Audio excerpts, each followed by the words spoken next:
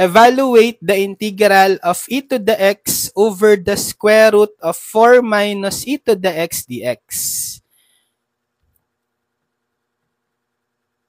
So we can apply u substitution here.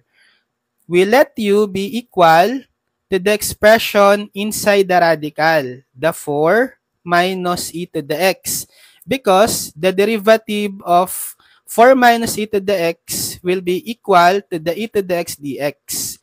Okay?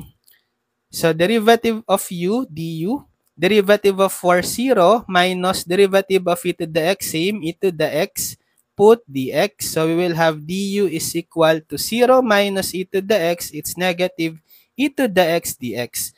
So we have created this remaining term on the integral, e to the x dx. But we have an extra coefficient of negative 1, which we don't need.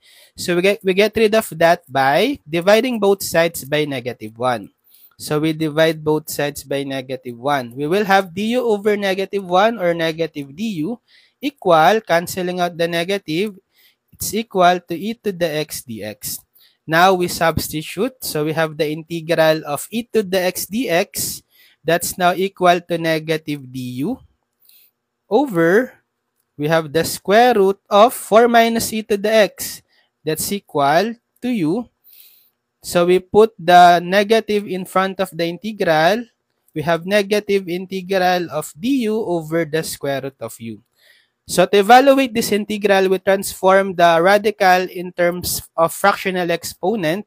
So negative integral of du over square root of u is equal to u to the 1/2, right?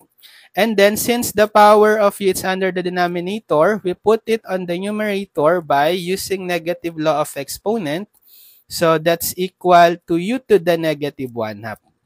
So applying power rule, integral of u to the n du is equal to u to the n plus 1 over n plus 1 plus c, provided that n is not equal to negative 1.